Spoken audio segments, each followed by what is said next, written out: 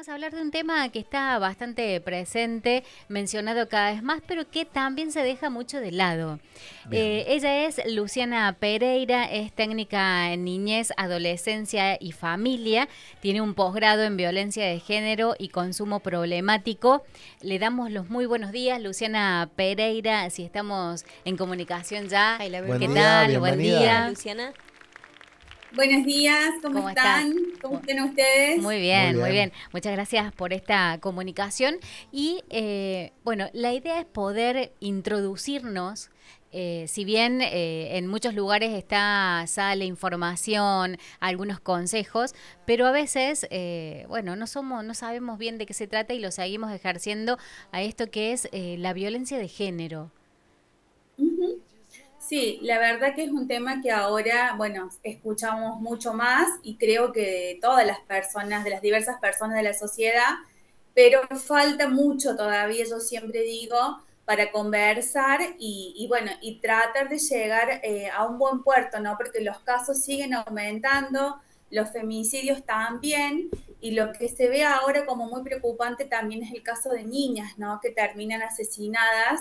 Entonces creo que es importante comenzar cada vez desde más pequeñas las niñas a educar y a los niños, a educarlos en estas cuestiones de la igualdad de género. Sí, hablando hace un tiempo con, bueno, algunas oficiales o policía, nos decían que se habían incrementado en nuestra región estas situaciones de violencia intrafamiliar, de género, en nuestra zona, que por ahí uno pensaría, no, ya no, la gente ha cambiado la manera de pensar un poco, pero parece que no tanto.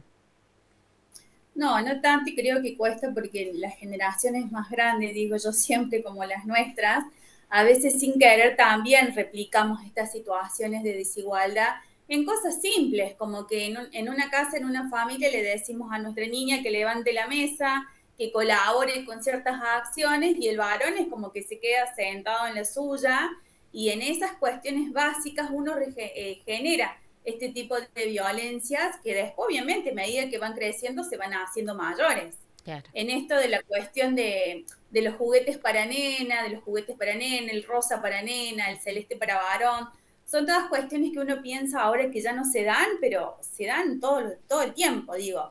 A mí lo personal me pasó hace muy poquito, bueno, estar buscando precios de triciclo. Ujú. Y me preguntan, ¿es para varón o para nena?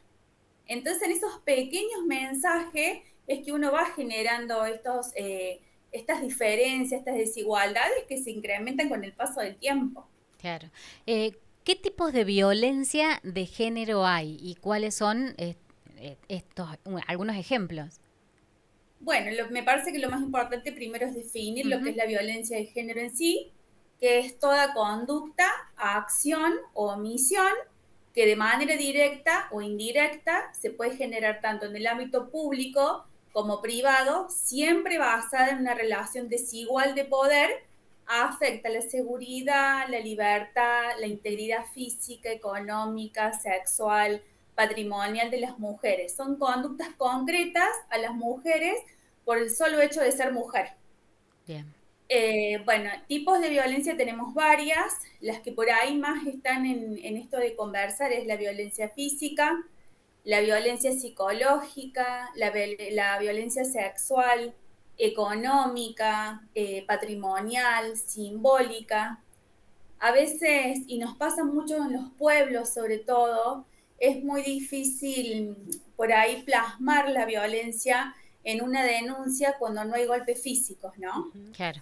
Parecería ser que todavía nos cuesta mucho caminar en eso, que la violencia no es solamente física, no son solamente los golpes, una tirada de pelo, una patada. La violencia es mucho más grave y mucho más que golpes, ¿no? Hay insultos, humillaciones que duelen y duelen mucho más Ujú. y dejan muchos más cicatrices que los golpes físicos. Luciana, La bueno, violencia, sí. sí. Bueno, recién nombrados los distintos tipos de violencia. Digo, entre estas también pueden estar relacionadas, como por ahí empezar desde de a poco, capaz que con violencia psicológica y después pasar a la violencia física quizás. Exactamente, muchas veces van de la mano, pero generalmente siempre se empieza con esto, ¿no? Con un insulto, con una humillación, esto de decir vos no lo podés hacer, yo sí, o insultos diarios o humillaciones. Y todas esas cuestiones cuando uno está inmerso en la relación no lo puede detectar como violencia.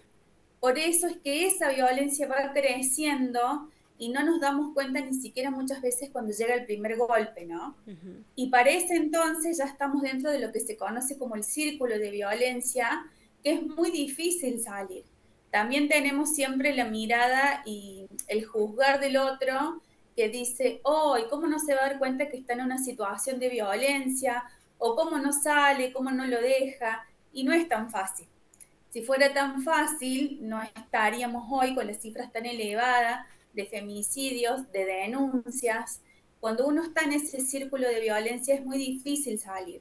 Necesitamos el acompañamiento de todas las personas, la familia, la comunidad entera, digo, porque es muy difícil que detectemos esas primeras señales. Ujú. Eh, Quizás en esto también entra en juego la manipulación, porque sí, muchas veces desde la mirada de afuera se llega a juzgar, como de decir, como decías recién vos, Luciana, de cómo no sale, pero quizás estamos sumergidos dentro de la manipulación también que ejerce el otro. Exactamente, y el tema de la autoestima que entra en juego, ¿no? En que todo el tiempo y todo el día te estén diciendo, vos no servís para esto, vos no sabes hacer lo otro, quién te va a querer, dónde te vas a ir. Eso genera cicatrices en la autoestima de la mujer que cuando se pudo haber dado cuenta que estaba en una situación de violencia, ya ni ella misma cree en ella, ¿no? Por eso es tan importante estos espacios como los puntos mujeres, en los pueblos, en Córdoba, el Polo, porque hay equipos que nos ayudan a poder ver y visualizar todas esas conductas que nosotras no podemos estar viendo en este momento, en esta relación que estamos. Y también porque la persona que ejerce violencia nos va alejando de todo nuestro Ujú. círculo familiar, de amigos, entonces nos encontramos solas. Luciana, ¿qué rol cumple? Bien decía, fuiste a comprar a una juguetería y te preguntaron del triciclo si era para varón o si era para mujer. ¿Qué rol cumple la educación también enseñando y mostrando cosas que por ahí a veces también, como vos decías, venimos con técnicas desde antes y ayornarse también a estos tiempos para que no se ejerza la violencia tanto para la niña como para el niño? Sí, yo como decía al principio creo que todavía nos falta mucho a todos y no porque actuemos de mala fe, sino porque ya venimos, digo, con una cultura que diferencia de alguna manera el rol de la mujer y del hombre. Creo que lo más importante acá es el tema de la ESI, de la educación sexual integral, que todavía hay muchos colegios que por distintas razones, ¿no? Y son totalmente respetables, a pesar de que es ley, digo, la ESI, al no ponerla en práctica, no le damos a los niños las herramientas que necesitarían y a los mismos adultos para poder empezar a dejar estas conductas atrás, ¿no? Digo, que el señor de la juguetería no pregunte si es para neno o nene, que si vamos a comprar un color celeste o rosa, o no lo sé, ¿no? Pero en mi época por ejemplo, los registros de alumnos, viste que estaban separados, los chicos por un lado y Ujú. las nenas por otra. Son, como digo, conductas toda de desigualdad de poder que todavía siguen vigentes hoy en día. Entonces hay que empezar a cambiar y creo que desde uno, no mirando lo que hace el otro, ¿no? Porque a uno mismo todo el tiempo le cuesta. Entonces, en la casa, empezamos en la casa, decir, bueno, la mesa la ponemos todo, la mesa la levantamos todo, todos ayudamos con el acomodo de la pieza, de la cama, de lavar la ropa. Creo que empieza por la casa y tiene que salir por todas las instituciones, comercios y organizaciones de la sociedad para que el cambio sea rotundo. Claro. En estas situaciones de violencia que mencionabas vos que tienen distintas formas de desarrollarse o lo económico, bueno, hasta llegar a un punto límite, bueno, todos son límites en realidad, que puede ser en este ciclo la violencia física. ¿Cómo colaborar desde el lado de familia, amigos? ¿Qué se puede hacer para ayudar en estas situaciones? Yo creo que lo primero que tenemos que saber, los que estamos afuera, que es muy importante la escucha activa, la escucha sin juzgar, sin decir, oh, pero yo haría esto, ¿por qué vos no lo haces? Porque no es tan fácil. Si nosotros por ahí no podemos hacer una escucha activa, porque también nos ha pasado en muchos casos que la familia de la mujer que está sufriendo violencia, digo, familia, mamá, papá, hermanos, también se terminan cansando de decir por qué no sale, por qué no lo deja. Creo que nosotros no nos podemos cansar, creo que hay que acompañar, escuchar sin juzgar, buscar ayuda, no tenemos por qué saber, digo, cómo ayudar a esa mujer, pero sí nosotros como familia, como círculo de amigos, acercarnos a las distintas instituciones que trabajan con esta problemática y la pregunta es simple, bueno, yo soy mamá de una mujer que sufre violencia de género, yo soy amiga, yo soy vecina, quiero que me digan qué puedo hacer porque, bueno, no sé cómo ayudarla. Creo que buscar ayuda es lo mejor que podemos hacer nosotros los seres humanos porque no tenemos por qué saber todo y tampoco sentirnos culpables por no saber qué decir. Creo que sí nuestra responsabilidad es no dejarla sola y buscar ayuda. Y siempre recordar que si uno cree, por la razón que sea, que esa mujer está en riesgo su vida, debe ir a hacer la denuncia. Claro. Y no minimizar las situaciones que se dan, porque bueno, quizás con lo generacional, de decir, ah, es un chiste, y estamos normalizando una situación de ninguneo, por ejemplo, ante un chiste agresivo que por ahí ella no lo toma como agresivo, o la persona que lo recibe no lo toma así, pero eso va escalando siempre. Hay situaciones en las que se retrocede o siempre escala. Yo creo que siempre escala, que si no hay un abordaje familiar del tema donde ambas partes puedan ver lo que está pasando, siempre tiende a aumentar la violencia, nunca a disminuir. Estas situaciones, Luciana, se dan, ¿tiene algún grupo o la gente que tiene plata, la que no tiene, la que es más humilde, los que tienen, no sé, Audi, no sé, marcas de auto? ¿Esto se da en todos los estratos sociales? En todos los extractos de la sociedad, tanto la violencia de género, el consumo problemático, se da en toda la sociedad. No hay una clase social que digamos, bueno, sucede acá o sucede allá. No, se da en todas las clases sociales. Creo que es una problemática que nos aborda y nos atraviesa a todos como sociedad, que es importante que empecemos a mirar todos, porque todos en algún momento hemos conocido, o conocemos o vamos a conocer alguna mujer que esté en una situación de violencia de género y que va a necesitar que no miremos para otro lado, que nos involucremos, que escuchemos, que empaticemos y que busquemos ayuda para poder ayudar. ¿Cuáles son esos lugares donde podemos orientar o ir uno a buscar, bueno, algún tipo de orientación para estas situaciones?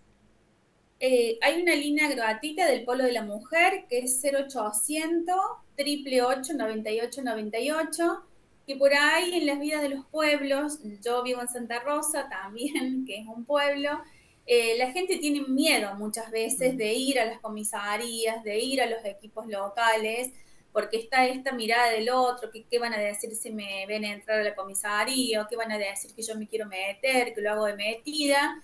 Entonces prefieren llamar a ese 0800 y ahí los van a aconsejar y los van a orientar. Y si no, bueno, en Río Primero tenemos el Punto Mujer que funciona atrás del edificio del Centro de Salud, en el Ardi. Ahí estamos de lunes a viernes.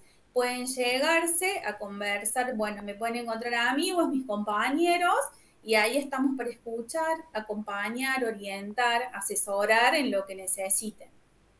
Luciana, en cuanto a las estadísticas que ustedes manejan, ¿se da la violencia más del hombre hacia la mujer en porcentaje y de mujer hacia el hombre? Nosotros el porcentaje que manejamos del hombre hacia la mujer. No digo que no vaya a haber casos, porque la violencia familiar puede estar presente también de igual manera, pero los datos alarmantes son la violencia de género, que es del hombre hacia la mujer. Y que ya no es solamente, digo, del esposo o la esposa, sino que ya también va del esposo, o sea, del hombre de familia hacia los hijos, hacia las hijas. Eso también se ha pensado ver mucho. En las relaciones de noviazgo vemos mucho la violencia de género. Por eso digo yo y repito que es tan importante empezar desde la primera infancia. Y estamos hablando primera infancia desde que nacen hasta los 6 años, ¿no? Es lo que abarca la primera infancia. Como que siempre los trabajos, la prevención ha estado pensado para de los 6 años en adelante, ¿no? Cuando en realidad las estadísticas y los trabajos están demostrando que no, porque hasta los 6 años el niño ya tiene prácticamente su personalidad formada. Claro.